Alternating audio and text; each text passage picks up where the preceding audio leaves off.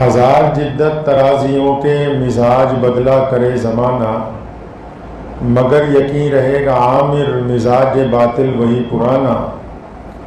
हमारी जिल्लत की इंतहा क्या, हमारी पस्ती का क्या ठिकाना।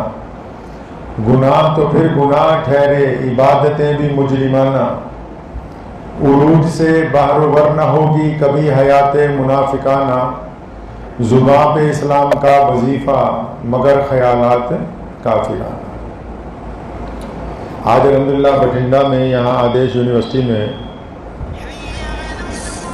अब तमाम स्टूडेंट्स के साथ बैठने का ये जो मौका मैसर हुआ है, इसके लिए मैं समझता हूँ अल्लाह ताला ने हमारे डॉक्टर शाह अहमद साहब को और हमारे बड़े हज़रत मौलाना तैयब साहब तशरीफ़ फरमा है, इन हज़रात को दाई बनाया ताकि हम और आप मिल के कुछ दीन की बातें आपस में कर सकें।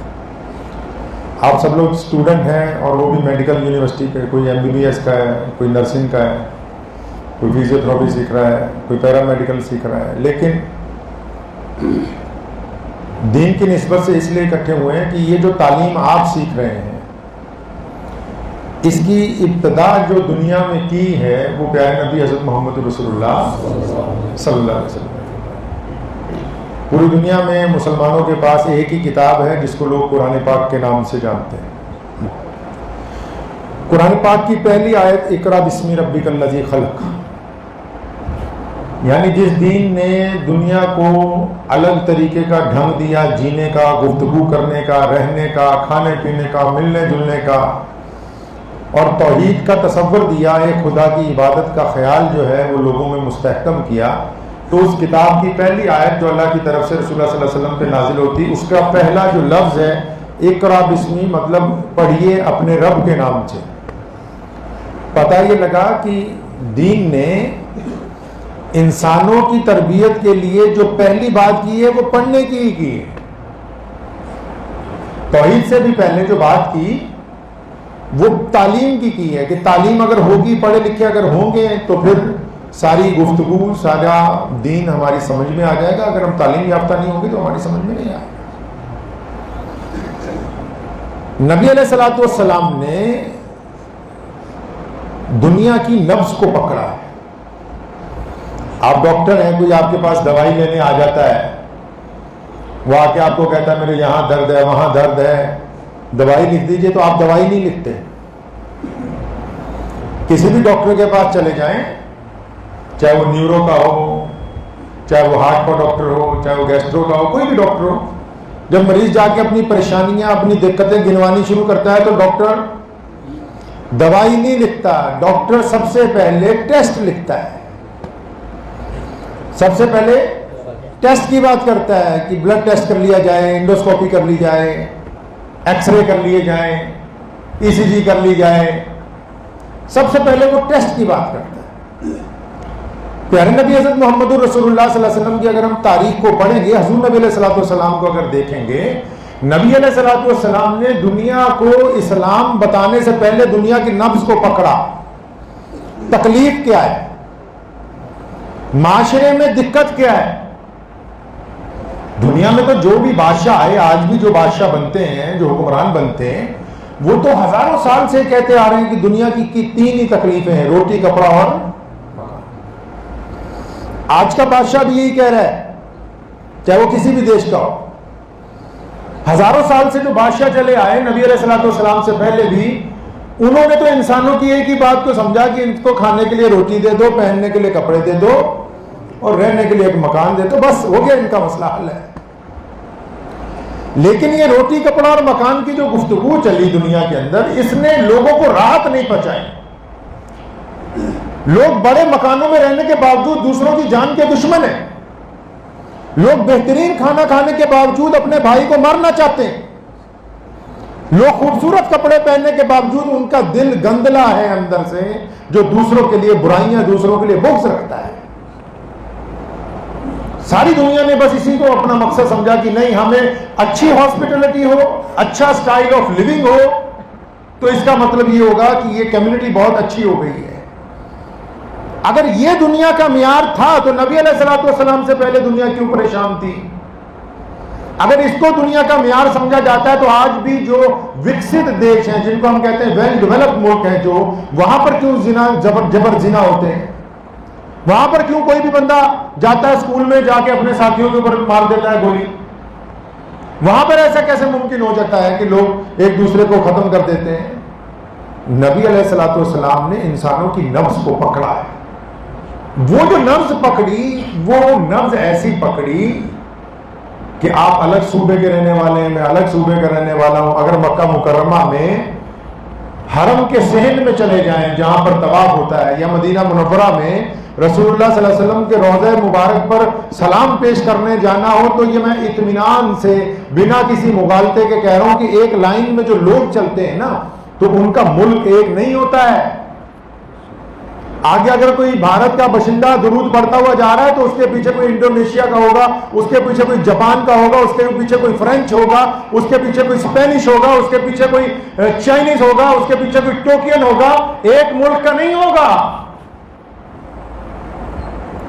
यह कमाल किस तरह मोहम्मद रसूलुल्लाह सल्लल्लाहु अलैहि वसल्लम ने कर दिया कि पूरी दुनिया में जितने रंग और नस्ल के लोग हैं, कुरान पाक का कमाल यह थोड़ी है कि यह दुनिया के 207 जुबानों में पाया जाता है। यह कमाल नहीं है।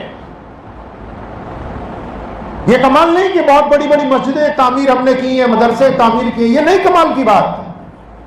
कमाल की बात तो यह है कि हरम के सहन में एक हबशी काला और एक गोरा मुसलमान जब आपस में सलाम करके मिलते हैं तो उनको ऐसे लगता है जैसे एक माँ के पेट से पैदा हुए थे, सदियों से बिछड़ गए थे, आज हम एक दूसरे के गले लगे।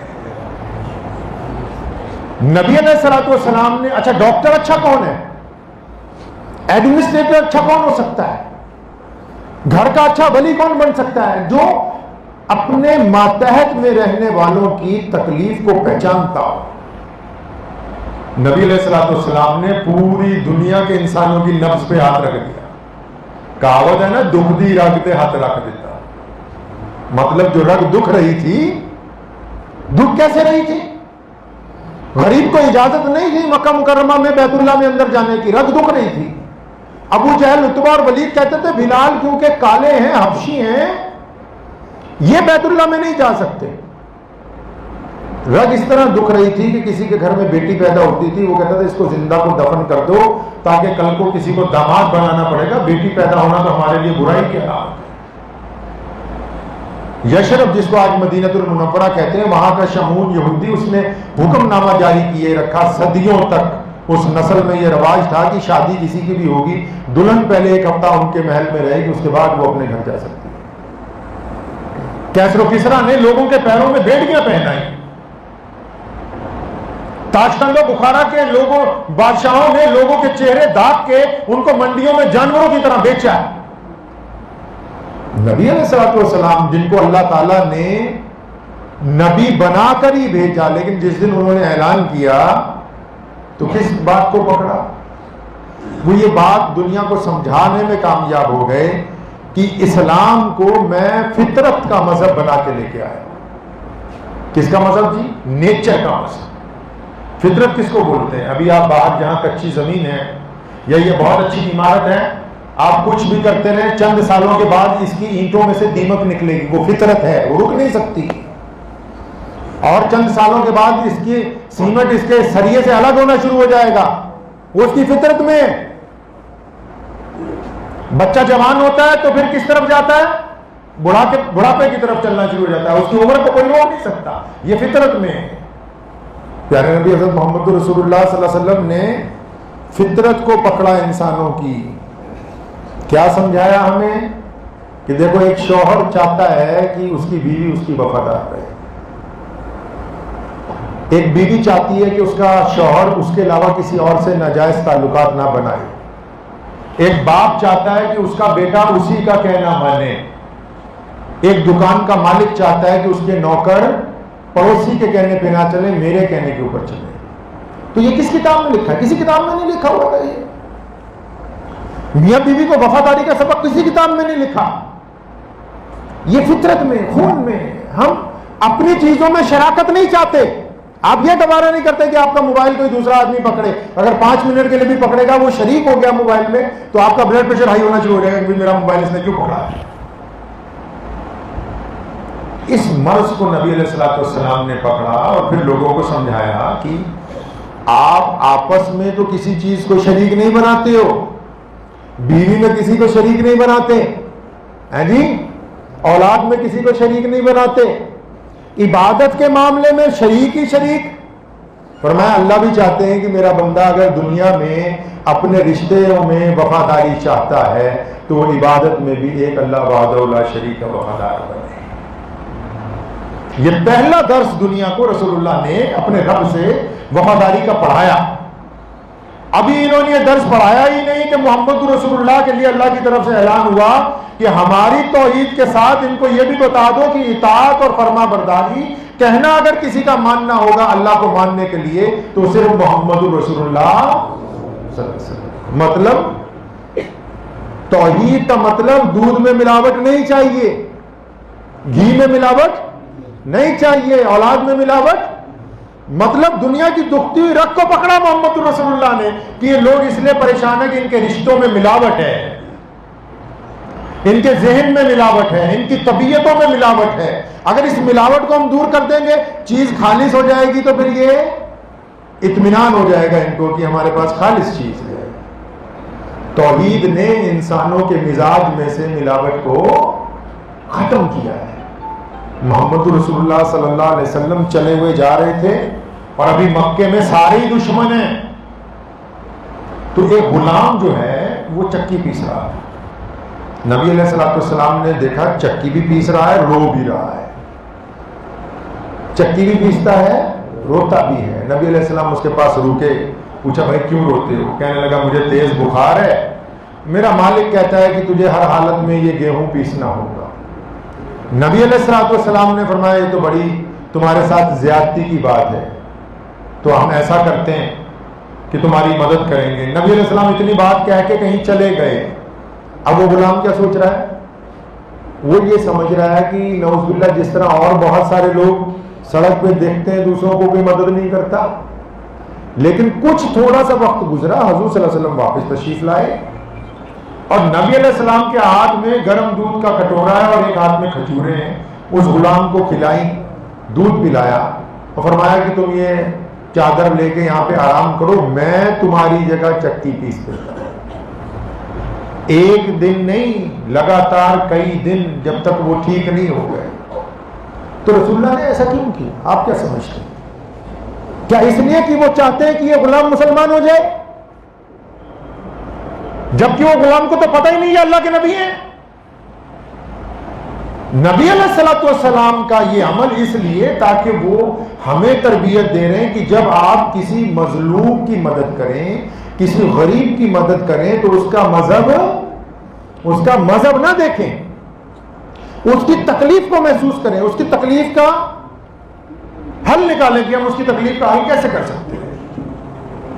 अब वो गुलाम आगे जाके क्या बनते हैं? वो मोहम्मद रसूलुल्लाह सल्लल्लाहु अलैहि वसल्लम के मुअज्जिन बनते हैं। उनको दुनिया, हम जैसे लोग सैयदना बिलाल रज़ियल्लाहु ताला अन्हु का नाम लेना अपने लिए इज्जत की बात समझते हैं। और गुलाम कौन? जिसको मक्के की चौखट पे नहीं चढ़ने दिया जाता था, और आज बड़े बड़े शायखुल हदीस, बड़े बड़े मुहद्दिस, बड़े बड़े सैयद वो सैयदना बिलाल का नाम ले लो, समझते हैं हमारी खुशकिस्मती हो गई कि अल्लाह ने हमें ये मौका दिया है।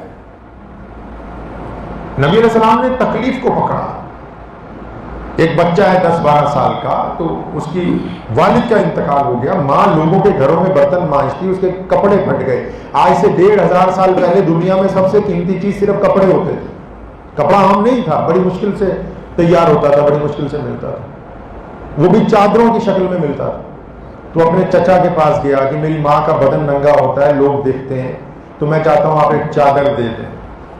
तो उसने डांट के भेजा कि जब से तुम्हारा बाप मरा है हर चीज लेने आ जाते हो। बच्चा रोता हुआ घर आया, रास्ते में था तो किसी ने उसे बच्चे को कहा कि अरे सुनो क्यों रो रहे हो? तो कहना मेरी माँ के पास कपड़े नहीं है, मेरे चचा ने डांट दिया। उनका अच्छा, वो बैतुल्लाह में देखा है कि एक बड़ी सोहनी सूरत वाली शख्सियत बैतुल्लाह की दीवार से टेक लगा के बैठते हैं, उनके पास चला जा।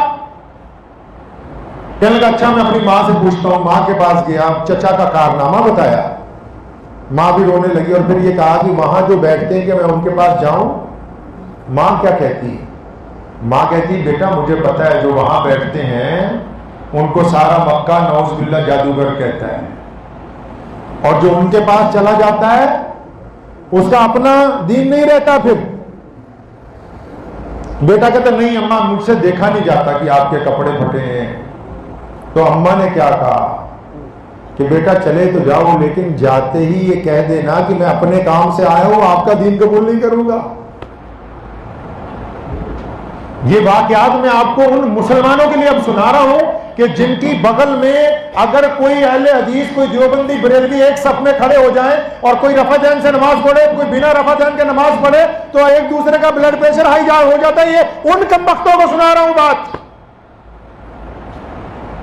जो मसलक के लिए एक दूसरे के दस्ते गिरेबान हैं। ये वाकयात उनके लिए हैं जो इस बात को भी बर्दाश्त ना करें कि नहीं दूसरा बंदा हमारी इबादतगाह में ना आए। वो बच्चा गया, 10 साल के बच्चे को कितनी अकल होती है, आपके घरों में बच्चे होंगे, गया, जाते ही मोहम्मद रसूलुल्लाह सल्लल्लाहु अलैहि वसल्लम को ना सलाम ना दुआ, कहने लगा सुनो जी सुनो, मैं जो भी कहने लगा हूं वो तो कहूंगा, लेकिन तुम्हारा दीन कबूल नहीं करूंगा। नबी अलैहिस्सलातु वस्सलाम ने उस बच्चे को अपने पास बिठाया, पर मैं कोई बात नहीं, वजह बता। तो कहने लगा कि मेरी अम्मी के कपड़े फटे हुए हैं, लोग देखते हैं, जवान औरत है, मैं बहुत रोता हूं, मुझे कपड़ा चाहिए, मेरे चचा ने मुझे डांट के भेज दिया। तो नबी अलैहिस्सलातु वस्सलाम ने अपनी रहमत वाली चादर जो रसूलुल्लाह सल्लल्लाहु अलैहि वसल्लम के कंधों पर थी फौरन उतारी और उस बच्चे की गोद में रख दी। फरमाया जाओ जाके अपनी मां को दे दो। अब बच्चा बड़ा खुश है कि दीन भी बच गया, चादर भी मिल गई, जो कि कीमती शय है उस दौर में। अब वो बच्चा वापस गया, जब उसने वो चादर अपनी मां के कंधों के ऊपर डाली तो मां जो है वो रोने लगी, बच्चे का हाथ पकड़ लिया, कहने लगी बेटा मैंने तो गलत सोचा, मैंने तो नौज़ुबिल्लाह ये समझा था कि वो तो कुछ खास लोगों के लिए हैं जो दूसरों की इज्जत ढांपते हो, यकीनन वो अल्लाह के रसूल होंगे, जादूगर नहीं हो सकते। तो पहले हम उनके पास चलते हैं ताकि उनका कलमा पढ़ लें, हमारी भी आखिरत समझ जाए।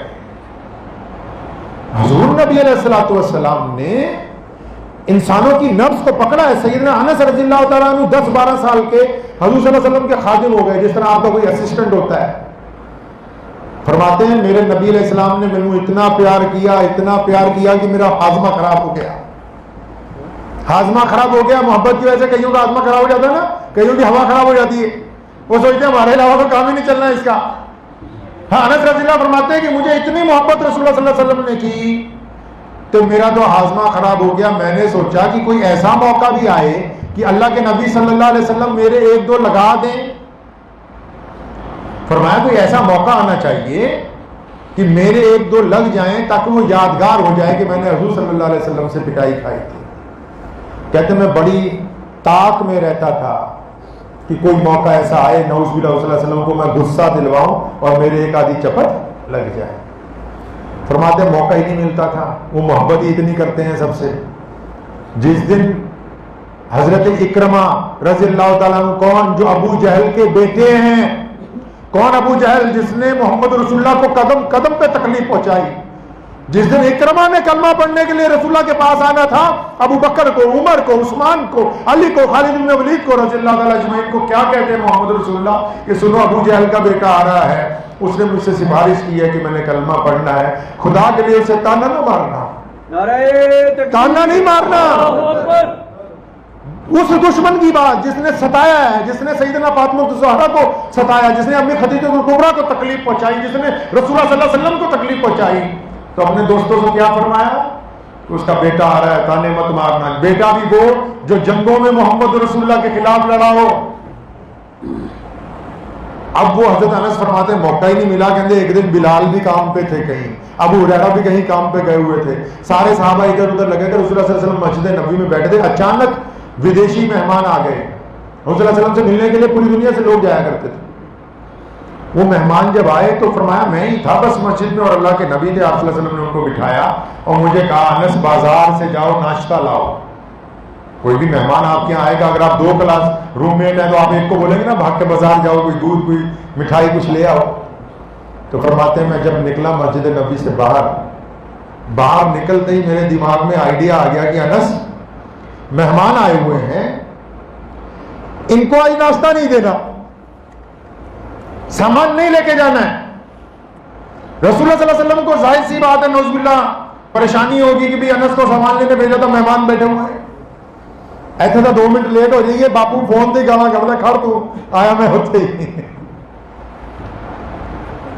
दोस्त से नाराज होता है कि यार मेरे मेहमान बैठे तू देर लगा दी कोल्ड ड्रिंक लगाने में।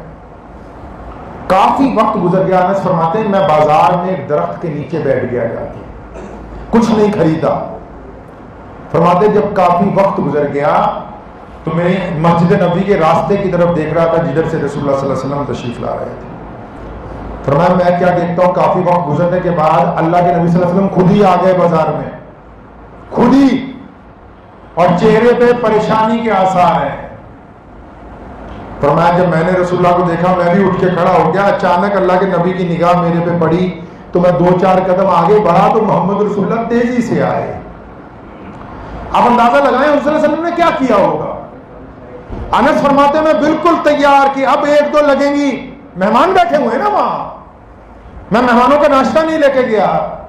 फरमाते रसूलुल्लाह जब मेरे करीब आए ना मुझे जोर से जपनी पाई, रोने लगे। फरमाया अनस मैं तो समझा मेरे बच्चे के चोट ना लग गई हो, कहीं गिर तो नहीं गया, किसी ने मारा तो नहीं, कोई तकलीफ तो नहीं हुई। मोहम्मद रसूलुल्लाह वो है जो बुराइयों में से अच्छाई को निकाल के इंसानों के सामने पेश कर देते, उस शख्सियत का नाम मोहम्मद रसूलुल्लाह सल्लल्लाहु अलैहि वसल्लम। ये हुजूर अकरम सल्लल्लाहु अलैहि वसल्लम ने बातों में नहीं काम किया है। हम इसलिए मुसलमान नहीं हुए कि हम तक हुजूर सल्लल्लाहु अलैहि वसल्लम की बातें पहुंची हैं। मोहम्मद रसूलुल्लाह ने प्रैक्टिकली करके दुनिया को दिखाया है कि दीन कहते किसको है, दीन होता कैसा है। हुजूर नबी अलैहिस्सलाम ने जिस दिन मक्का फतेह हुआ था और अबू हजरत अली बिन सुफियान मक्के के जो गवर्नर हैं मौजूदा उस दिन मुसलमान होते हैं, खालिद इब्न वलीद जो हरफल दस्ते के सरदार हैं वो उनकी कोठी वहां पर है, उमर रज़ी अल्लाह ताला अन्हु का घर मक्के में है, उस्मान रज़ी अल्लाह ताला अन्हु की जायदाद मक्के में है, उनके गुलाम वहां मौजूद हैं। सबने बरजस्ता लाइन में लग के कहा था कि या रसूलल्लाह हमारे घर चले, आज मक्का फतेह हुआ है, रात का खाना हमारे यहाँ, आपका आराम हमारे यहाँ। आज भी जगह पीर है ना, मौलवी लालो साढ़े वर्गे होने चाहे या जितने भी तुमने बना रखे हैं पीर, वो मुरीद भी वो देखते हैं जो तकड़ा हो भी किसके घर जाना है। गरीब मुरीद को तो कोई पूछता नहीं है। कश्मीर में तो जहां से आप लोग ज्यादातर है उतना पीरा मुरीदा का ये हाल है, हर 6 महीने बाद तुम्हारा नाम ही बदलवा दोगे, ठीक है बाबा जी ने जो कहा यही ठीक चलेगा। आजकल का तो पीर भी 1-2 को छोड़ के मालदार मुरीद ढूंढता है कि पजारों में लेके जाएगा कि नहीं लेके जाएगा। ये नबी अलैहिस्सलाम ने सारे सरदारों को मना किया, फरमाया मैं आपके घर नहीं जाऊंगा।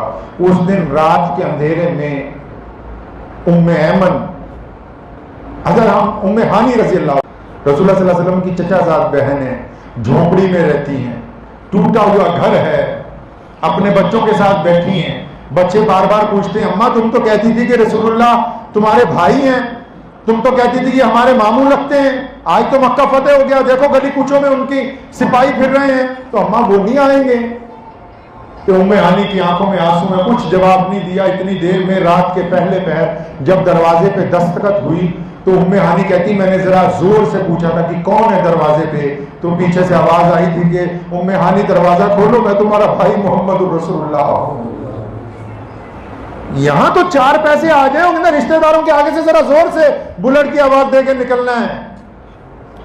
मोहम्मद रसूलुल्लाह ने लोगों को जीने का ढंग दिया और उस रात को अपनी गरीब बहन के घर पहुंचे, सिरके के साथ रोटी खाई, और जब बहन ने कहा कि अल्लाह के नबी सल्लल्लाहु अलैहि वसल्लम बिस्तर लगा दिया आप आराम करें, तो उस रात जो रसूलुल्लाह ने बात कही ना, मेरा ईमान ये है कि आसमान का कलेजा फट गया था उस रात जो रसूल सल्लल्लाहु अलैहि वसल्लम ने बात की। आप डॉक्टर हैं, आप डॉक्टर बन के जब जाएंगे ना किसी अपने रिश्तेदार के घर, 200 नसीहतें आप उसको कर देंगे कि कोल्ड ड्रिंक ना पिया करो, ज्यादा ऑयली मीट ना खाया करो, रेड मीट ना यूज करना। कोई तबलीगी जमात में से चिल्ले से जाएगा ना घर वापस, वो क्या समझाएगा लोगों को, नमाज पढ़ा करो, दीन का काम करो। कोई अफसर होगा, कोई डीसी लग जाएगा, वो क्या करेगा कि आज मैंने इतनी बदलियां कर दी, आज फलां के फटे चक दिए थे मैंने। कोई मंत्री वजीर बन जाएगा, वो क्या कहेगा कि आज हमने इतने प्रोजेक्ट पास कर दिया, आज लोगों के लिए ये कर दिया। कोई ज्यादा दौलतमंद होगा, क्या कहेगा कि जनाब ये करोड़ रुपए की गाड़ी में आया हूं, तुम्हारी भाभी जिद पे अड़ी हुई थी, खरीदनी पड़ी। आप सोचें जो जिनको अल्लाह ने कायनात का मालिक बना के दुनिया में भेजा है, जिनकी वजह से कायनात सजाई गई है, जो अल्लाह के नायब हैं दुनिया में, जिनके सर पर खत्म नबूवत का ताज रखा गया, उन्होंने क्या कहा होगा अपनी बहन से उस रात? क्या ये कहा होगा कि फला तस्बीह पढ़ना इतनी नेकियां मिलेंगी? आप अंदाजा तो लाओ ना। साढ़े पंजाब च कहावत है, जो बंदा हज करके आता है ना, है जी, हज ही नहीं आता हज करके, या कोई चिल्ला ला के आ जाए, उन्होंने आए नु ऐ लगता प्रधान जी के पिंड च बाकी का काफर ही ने, मैं ही मुसलमान है कहना। मतलब जो बंदा एजुकेटेड होकर आता है उसे ऐसा लगता है कि बाकी कुछ नहीं, बस मैं ही हूं। रसूलुल्लाह सल्लल्लाहु अलैहि वसल्लम किस मुकाम पे हैं? उस मुकाम पर है कि जिस मुकाम पर कोई इंसान नहीं पहुंच सकता। अल्लाह ने फरमाया कि मैं रसूलुल्लाह पे दुरूद भेजता हूं, तुम भी मोहम्मद रसूलुल्लाह पे दुरूद भेजा। अब आप अंदाजा लगाएं कि उस रात रसूलुल्लाह सल्लल्लाहु अलैहि वसल्लम ने क्या पूछा होगा, उम्मे हानी को क्या कहा होगा? कुरान की बातें की होगी, हदीस की बातें की होगी, जायदाद की बातें की होगी। उम्मे हानी ने कहा या रसूलुल्लाह बिस्तर लगा दिया, आराम फरमाया? फरमाया नहीं, आराम नहीं करना। रसूलुल्लाह बैठे, अपनी बहन को सामने बिठाया, उम्र में 15-20 साल बड़ी हैं वो रसूलुल्लाह सल्लल्लाहु अलैहि वसल्लम से, और बच्चों अपने भांजों को पास में बिठाया, और क्या कहा? उम्मे हानी कहती हैं कि रसूलुल्लाह सल्लल्लाहु अलैहि वसल्लम ने मेरी तरफ देखा और फरमाया है मेरी बहना, तू तो मुझसे उम्र में बड़ी है, तुझे पता था कि मैं पैदा भी नहीं हुआ, 3-4 महीने पहले मेरे अब्बू इस दुनिया से चले गए, तूने तो मेरे बाप को देखा है, तूने तो हजरत अब्दुल्ला को देखा है, मुझे ये बताओ आज कि मेरे अब्बूजी थे कैसे, उनका चेहरा कैसा था, लबो लहजा कैसा था, चलते कैसे थे, गुफ्तगू कैसे करते थे? और फिर उसका दोबारा अर्ज किया, फरमाया मेरी माँ को तो तूने बड़ी अच्छी तरह देखा है, तो तुम मुझे बताओ मेरी अम्मी कैसी थी? हज़रत सल्लल्लाहु अलैहि वसल्लम सारी रात अपने माँ बाप का जिक्र सुनते हैं, आंखों से आंसू जारी होते हैं। दुनिया को सिखाया कि जब बंदा बुलंदी पर पहुंच जाए तो उसको उन लोगों को याद रखना है जिन्होंने मुश्किल तरीन वक्त में उसको सहारा दिया था। बुलंदी पर पहुंच के अमीरों के घर पे दस्तक देना मोहम्मद रसूलुल्लाह की सुन्नत नहीं। शान रिसालत जिंदाबाद, रिसालत जिंदाबाद। ये नबी अलैहिस्सलातु वस्सलाम ने नब्ज़ पकड़ी है दुनिया की। यार लोग कहते रहे रोटी कपड़ा और मकान, कल्ला बल्ला ला तुकरिमून अल यतीम। कुरान ने कहा कि यतीम को रोटी कपड़ा मकान नहीं, तकरीम दे दो, इज्जत दे दो, वो इज्जत बांट दो। ये लोग इज्जत मांग रहे हैं। आप शादी में चले जाए, नाराज होके आ जाता है, वो की गल होगी, क्यों नाराज हो गया? आखिर कोरमा ने इज्जत ना रोटी नहीं खवाई। ये इज्जत किस गोश्त का नाम है? ये कौन सा मसाला है भाई? ये कौन सा ऐसा बर्तन है? क्यों नाराज होके आ गया? मैं दोस्त गया, तो मेरे दोस्त के घर पे गया, उसने रिस्पेक्ट के साथ खाना नहीं खिलाया, खाना रख के खुद अंदर किचन में चला गया।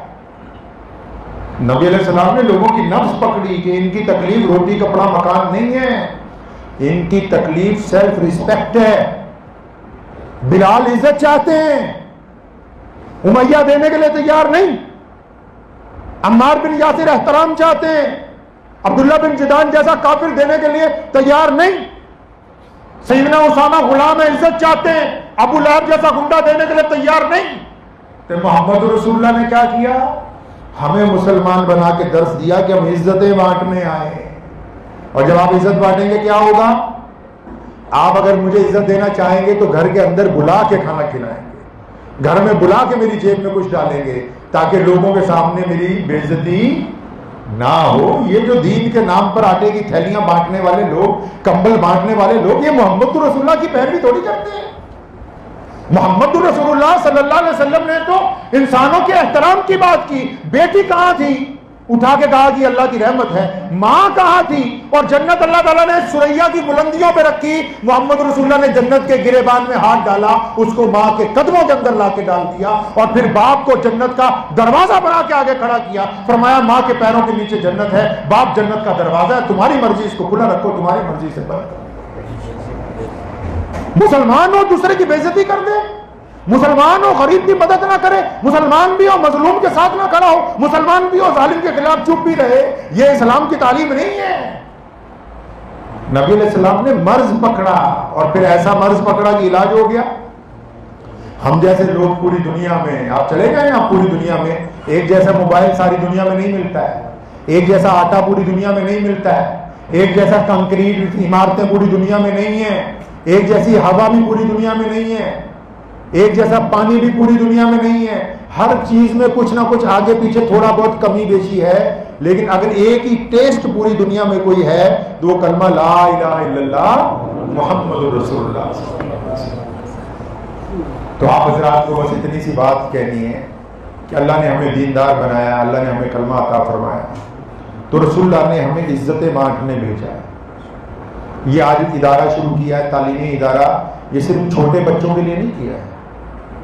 जो MBBS बन रहे हैं वो भी 1 घंटा अपना रोज निकाल लें कुरान पाक की तफसीर पढ़ने के लिए, ताकि जब आप मरीज का इलाज करें आपको पता हो कि इस इलाज के साथ जो इसको तकलीफ है कुरान पाक ने कौन सी आयत उसकी शिफा के लिए नाजिल फरमाई। गरचे मजीज गैर मुस्लिम हो, हम उसको ये थोड़ी कहेंगे कि आयतें पढ़ ले, अपनी जुबान से अल्लाह तबारक व तआला के उस नाम की अदायगी के साथ उस मरीज का इलाज करेंगे तो अल्लाह उसमें ज्यादा शिफा अता करेगा। दुनिया की जो तालीम है, चाहे वो यूनिवर्सिटी की हो, चाहे वो स्कूल की हो, कॉलेज की हो, वो एक ही बात सिखाती है। अंग्रेजों ने एक बात सिखाई, कैरियर बनाना है। क्या सिखाया अंग्रेज ने हमें? कैरियर। किसी से पूछ लो क्या कर रहे हो जी? कैरियर बना रहा हूं, MBBS बनना है, IPS बनना है, IAS बनना है। बनाओ भाई कैरियर बनाओ। कितने साल बनाना है कैरियर?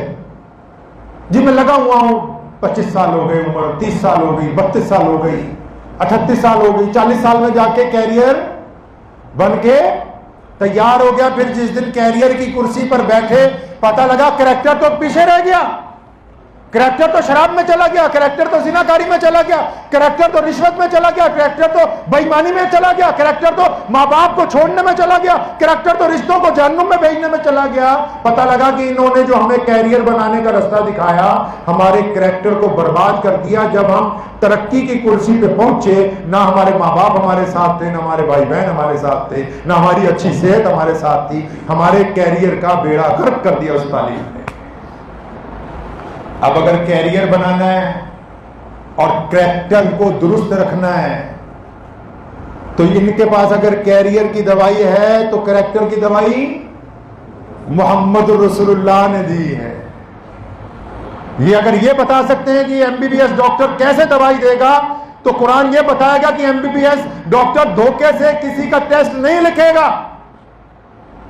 ये अगर बताएंगे कि कौन सी अद्वियात इस्तेमाल होकर ये जल्दी ठीक हो सकता है तो जो डॉक्टर जिसने अल्लाह का कुरान पढ़ा होगा उसको पता होगा कि ये मरीज गरीब है, किस चैरिटी से ये दवाई इसको मुफ्त मिल सकती है, मेरी कमीशन मरती है मर जाए, इस बंदे का इलाज वहां से अच्छा हो जाएगा। ये उसको कुरान ने सिखाना।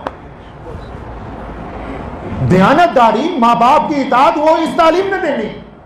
आप बता दें मुझे, इंग्लिश मीडियम स्कूल्स में पढ़े, मैं भी पढ़ा हूँ 10th तक, लुधियाना में वाइली मेमोरियल हाई स्कूल है, उसके बाद देवबंद पढ़ने के लिए गया। क्या कौन से स्कूल ने आपको कहा कि माँ बाप का कहना मानना? कौन सी सिलेबस की किताब लगाई गई थी? हिस्ट्री में आया था, सोशल स्टडी ने पढ़ाया, इकोनॉमिक्स में पढ़ाया?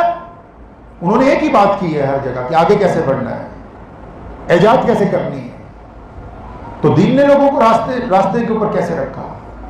जितने भी दुनिया के अंदर मजहब हैं उनका फायदा क्या है? उनका फायदा यही है कि किसी भी मजहब का कोई बंदा अगर आगे पहुंचता है, अगर वो मजहबी है तो फिर वो दूसरे के साथ ज्यादती नहीं करेगा। अगर उसके अंदर खुदा का खौफ नहीं है, उसके पास कुरान पाक की तालीम नहीं है, तो फिर ये वाली तालीम मुकम्मल होने वाली नहीं है। फिर वो खुद बजाते खुद गर्ज रह के सेल्फिश बन के जिंदगी गुजार सकता है, माँ बाप के साथ नहीं गुजार सकता। आप अल्लाह का एहसान माने। मैंने जिंदगी में मैंने 3 दफा PhD की है, अलग अलग किताबें मेरी 3 थीसिस है हिस्ट्री के ऊपर। मैंने अच्छी तरह मुआयना किया, अगर आप ओल्ड होम में चले जाएं तो मुसलमानों के जो वालिदैन हैं पूरी दुनिया में, अपने इस मुल्क की नहीं बात कर रहा, अगर आप ओल्ड होम में चले जाएं तो मुसलमानों के वालिदैन 2% हैं, वो भी वो जिनकी औलाद बहुत खराब होगी या है नहीं। 98% मियाँ जी खान साहब कहाँ बैठे हैं? डंडा लेके अपने घर में बैठे हैं। औलाद क्यों कहना मान रही है? क्योंकि रसूलुल्लाह ने फरमाया कि माँ बाप के आगे उफ नहीं करना। अगर दीन की तालीम ना होती तो ये भी कहाँ होते? लोगों को जो शादीशुदा नए जोड़े होते हैं उनको लड़कियों को जलाने के बड़े मुकदमे होते हैं। आप जाके मालूम करें कि क्या किसी मुसलमान के घर में किसी बेटी को जलाया गया? नहीं जलाया गया। हमारी आबादी 2% पूरे मुल्क में बड़ी, लोगों ने शोर मचाया, अब अगर पूछें आबादी 2% बढ़ी कैसे, तो पता लगा कि हमारी 2% बेटियां बढ़ गई क्योंकि हमने स्कैनिंग करा के पेट में किसी बेटी का कत्ल नहीं किया है। इस कत्ल के लिए किसने रोका? हमें कुरान ने कहा, अल्लाह ने कहा ना कि बच्चों को पेट में कत्ल ना करो, रिज़्क की वजह से बच्चों को कत्ल ना करो। कुरान ने कहा माँ बाप की इताअत करो, कुरान ने कहा कि सूद ना खाओ, कुरान ने कहा कि माँ बाप के आगे जोर से मत बोलो, कुरान ने कहा कि पड़ोसी का इकराम करो। तो ये जो तालीम है, दुनियावी तालीम के साथ साथ दीनी तालीम निहायत जरूरी। तो आप ये जो इदारा आज शुरू किया है, मेरी आप हज़रात से खासकर गुजारिश है, जो बड़े लोग हैं, जिस भी क्लास में आप पढ़ते हैं, अपने भी अलग अलग आजकल बहुत अच्छे सिलेबस हैं, 2-2 साल के, 3-3 साल के, जो दिन में सिर्फ आधा घंटा पढ़ने हैं, 5 मिनट का मदरसा है, जदीद इस्लामी तालीमात हैं। उसके जरिए अगर रोज़ाना यहाँ एक उस्ताद, मौलाना तैयब साहब को मैं गुजारिश करूँगा कि एक कोई तफसीर वाला उस्ताद भी माशाल्लाह यहाँ इनको दें, जो बड़े हजरात तालीम हासिल कर रहे हैं, जिनके 2 साल यूनिवर्सिटी में रह गए, 1 साल रह गया, कम अज़ कम वो रसूलुल्लाह सल्लल्लाहु अलैहि वसल्लम की सीरत और मारफुल कुरान को पढ़ें। उसके पढ़ने से ये फ़ायदा होगा कि जब आप ये डिग्री लेके जाएंगे, आपका दिल नरम रहेगा इंशाअल्लाह। और बंदा कौन कामयाब है? जिसका दिल नरम हो जाए, बंदा वही कामयाब है। अकड़ने वालों की कोई कामयाबी दुनिया में नहीं होती है। तो अगर हम ऐसे कोर्सेज करेंगे, जो नए बच्चे जो हैं या खासकर जो बड़े स्टूडेंट्स हैं, वो भी साथ में सीरत इसलिए पढ़ना ज़रूरी है। हमारे यहाँ एक गलत रवाज चला, मैं चलते चलते आपको बात कहता जाऊँ, 8:30 हो गए। एक गलत रवाज ये चला, कश्मीर में भी बहुत है। मैं गया एक दफ़ा कश्मीर, मस्जिद में घुसा तो पोस्टर लगे हुए हैं फतवों के। जो लोग वहाँ जाते होंगे या वहाँ के रहने वाले, उन्हें पता होगा। कहीं पोस्टर लगा है अहले सुन्नत वल जमात के खिलाफ, कहीं पोस्टर लगा है जमात अहले हदीस के खिलाफ, कहीं पोस्टर लगा है बरेलवियों के खिलाफ, कहीं बरेलवियों ने लगाया देवबंद। तो ये जो फतवों का मजहब इजाद किया, ये रसूलुल्लाह की सुन्नत नहीं है। जो फतवों का मजहब आपने इजाद किया, ये रसूलुल्लाह की सुन्नत नहीं है। रसूलुल्लाह की सुन्नत ये है कि उनकी सीरत को पढ़ा जाए। फतवा तो किस लिए होता है? कि हम अपने भाई को ठोकना है, मतलब भाई की बेइज्जती करनी, ले आओ फतवा। इमाम को उतारना, ले आओ फतवा। प्रधान हटाना, ले आओ फतवा। लेकिन अगर दीन सीखना है तो रसूलुल्लाह सल्लल्लाहु अलैहि वसल्लम की पैरवी इख्तियार करनी होगी। छोटी सी बात है, आप माशाल्लाह सब पढ़े लिखे लोग हैं, ये मोबाइल हमारे पास है, अच्छा मोबाइल खरीद लें, सैमसंग का 1.5-2 लाख रुपए का, कोई बहुत बढ़िया, और उसको मोबाइल की शॉप पे ले जाके अपने अच्छे दोस्त को, जो मोबाइल कंपनी का यानी ऑनर हो, उसको बस ये रिक्वेस्ट करें कि मोबाइल सैमसंग का है, इसमें एप्पल का सॉफ्टवेयर डाल दो। तो वो एक दफा तो आपकी तरफ जरूर देखेगा कि ये डॉक्टर ही बढ़िया लगा। देखेगा कि नहीं देखेगा? अगर मैं एप्पल का मोबाइल ले जाऊं कंपनी वाले के पास, ये मुझसे चलता नहीं, इसमें सैमसंग का सॉफ्टवेयर डाल दो, मौलाना साहब क्या हो गया, तुम हिल गए। ये दीन मोहम्मद रसूलुल्लाह सल्लल्लाहु अलैहि वसल्लम की मलकियत है, इसके मालिक प्यारे नबी मोहम्मद रसूलुल्लाह सल्लल्लाहु अलैहि वसल्लम। ये आपके मिजाज से नहीं चलेगा, ये मौलवियों के मिजाज से नहीं चलेगा, ये मसलक के मिजाज से नहीं चलेगा। इसमें रसूलुल्लाह सल्लल्लाहु अलैहि वसल्लम का सॉफ्टवेयर अपडेट होगा तो ये फायदा देगा, दुनिया में भी आखिरत में भी। आप चाहेंगे कि नहीं, गैर जरूरी बहस करनी है, गैर जरूरी एक दूसरे के खिलाफ किताबें खोलनी है, तो आप तो वक्त जाया कर रहे हैं। आप तो हुजूर सल्लल्लाहु अलैहि वसल्लम ने जो आपको वक्त दिया, आपको जिम्मेदारी दी है। मुझे एक साहब ने पूछा कि तस्वीरें हैं आपके मजहब में? मैंने कहा हाँ है। गया, मुझे तो पता लगा इस्लाम में फोटो हराम है। मैं कहा फोटो हराम है, लेकिन हमारे यहाँ फोटो है, हम तो रोजाना इस्लाम की फोटो देखते हैं। तो समझ लिया कि ये मजाक कर रहे हैं। मैं कहा नहीं, मजाक नहीं कर रहा हूं, ये हम जितने लोग हैं, इस्लाम की फोटो ही जो है शीशे में खड़े होकर देखें। हमारे हिंदू सिख दोस्त जो होते हैं, जो हमारे गैर मुस्लिम दोस्त होते हैं, वो मस्जिद नहीं जाते, उनको जाना भी नहीं चाहिए, क्योंकि वो उनके मजहब की इबादतगाह नहीं है। वो कुरान नहीं पढ़ते, वो क्यों पढ़ेंगे? क्योंकि उनकी मजहब की किताब नहीं है। लेकिन वो इस्लाम को जानते हैं, क्योंकि वो बेग साहब को जानते हैं, वो मीर साहब को जानते हैं, वो डार साहब को जानते हैं, वो मलिक साहब को जानते हैं, वो कुरैशी साहब को जानते हैं, वो जुनैद को जानते हैं, अब्दुर्रहमान को जानते हैं। उनको तो पता है इस्लाम क्या है, क्योंकि जुनैद झूठ नहीं बोलता, उनको पता है कि रसूलुल्लाह ने मना किया झूठ बोलने से। और अगर जुनैद शराब पीने लगे तो उनको पता लग जाएगा कि मुसलमानों में शराब को ऐब नहीं समझते। आप क्या सोचते हैं कि इस्लाम की तस्वीर नहीं? हम सब इस्लाम की तो तस्वीर है। आप भी क्यों भूल जाते हैं कि आप इस्लाम की तस्वीर नहीं है? आप चलते फिरते इस्लाम की तस्वीर है। आप बाहर किसी से बददयांती करेंगे तो इस्लाम पर बददयांती का इल्जाम आएगा। आप अगर किसी गिरते हुए को उठा के सहारा देंगे तो इस्लाम पे मदद की तारीफ की जाएगी। इस बात को हमेशा याद रखें कि पूरी दुनिया के मुसलमान इस्लाम की खूबसूरत तस्वीर है, तो हम तो चाहते हैं कि ये तस्वीर खूबसूरत है जी। कोई बंदा चाहता है कि फोटो अच्छी ना हो, आजकल स्पेशल कह के कहीं भी इंस्टाग्राम तो फोटो खींची कोई बढ़िया जा कैमरा ला के भी गोरे चिट्टे नजर आइए, तो कौन चाहता है कि उसकी तस्वीर अच्छी ना हो? मेरे भाई, अल्लाह ताला क़यामत वाले दिन हमें पूछेंगे। हमें अल्लाह ने हम सबको, सिर्फ मौलवियों को नहीं, हम सबको दीन का दाई बना के भेजा। लोग हमें देखते हैं सड़क पे चलते फिरते।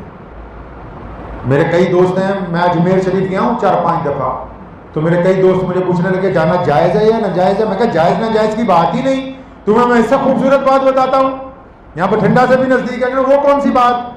मैं कहा जो बंदा हज कराए, उम्रा कराए, फिर वो नमाज नहीं छोड़ सकता है जी। और जो ख्वाजा मोइनुद्दीन चिश्ती के रोजे पे खड़ा होकर दुरूद पढ़ाए, वो नमाज छोड़ेगा तो ख्वाजा साहब पकड़ेंगे नहीं। तुमने क्या सोचा कि अल्लाह के वली बड़े सस्ते? जिसने किसी वलीउल्लाह के मजार की बार बार जियारत की, कल क़यामत के दिन अल्लाह और उसके रसूल का जब वो मुजरिम बनेगा, अगर उधर से छुट गया तो इधर वालों ने गिरेबान में हाथ पा लेना कि हमने कुर्बानी इस्लाम के लिए दी थी, इसलिए नहीं दी थी कि तुम बिना नमाजें पढ़ते हुए मेरे रोजे पे आते और बिना नमाजें पढ़ते हुए वापिस चले जाते। ये अल्लाह के दोस्त हैं जिनको किसी का कोई डर है नहीं। इतना सस्ता न समझे मियाँ साहब इस्लाम को। अल्लाह ने बड़ी नेमत मुझे और आपको दी है, बड़ी नेमत अल्लाह ने दी है। तो दुआ करें अल्लाह ताला ये जितनी भी बातें हमने की हैं इस पर अमल करेंगे इंशाअल्लाह। बस इतना सा काम इस रमज़ान में करना है कि किसी की बुराई नहीं करनी। इतना सा काम इस रमज़ान में करना है कि माँ रोज़ा रखने के लिए आप जब जाएंगे कल रात को, तो लोग कहते हैं कि नीयत दुरुस्त हो तो रोज़ा हो जाएगा। मसला ऐसे नहीं है। अगर माँ बाप राजी होंगे तो रोज़ा मुकम्मल होगा। जिनका दिल दुखाया है, जिनसे ठगी मारी है, जिनको धोखा दिया है, रोजा इसीलिए रखा गया कि हम बुराइयों को छोड़ेंगे। तो रोजा रखना है तो लोगों के दिलों को राहत पहुंचाएंगे इंशाअल्लाह। सारी दुनिया परेशान है। अगर मैं कहूँगा यार इतने बहुत बंदों ने मुझे धोखा दे दिया, कभी रात को बिस्तर पे लेट के ये भी सोचे कि हमसे कौन कौन परेशान है। साढ़े तो केड़ा केड़ा दुखी है। घर जाओ, बूढ़ा बुढ़ी कहते हो मुसीबत आ गई, इसको सोने दो, पहले अपनी अपनी खुटिया से बढ़ जाओ। सारी जिंदगी यही सोचते रहोगे कि हम दुखी हैं? नहीं नहीं नहीं नहीं, हमसे कौन कौन परेशान है। अगर ये बात आपके पल्ले पड़ गई कि हमसे कौन कौन परेशान है और आपने उसका इलाज कर लिया, अल्लाह ताला ने बांह फड़ के अपने वाल खींच लेना है। दोनों बांह फड़ के, और जिसको अल्लाह अपनी तरफ खींच लेना वो दुनिया में बादशाह बनता है। आखिरत तो उसकी है ही है, दुनिया में वो अपनी लाइन का बादशाह बनता है बंदा। जिसकी बाजू अल्लाह ताला पकड़ ले, अब उस बाजू से वो ऑपरेशन करे तो कामयाब ना हो, वो उस बाजू से दवाई लिखे तो शिफा ना हो, वो उस बाजू से खैरात करे तो माल में इजाफा ना हो, वो उस बाजू से गरीब को उठा के खड़ा करे अल्लाह उसके रिज़्क़ में बरकत ना करे। बांह फाड़ के अल्लाह ताला खींच लेंगे किसको? जो लोगों के लिए राहत का सामान करता है। तो दुआ कीजिए वक्त भी हो कि अल्लाह ताला मुझे भी और आप सबको भी इन बातों में अमल की तौफीक अता फरमाए। वो आपको दावा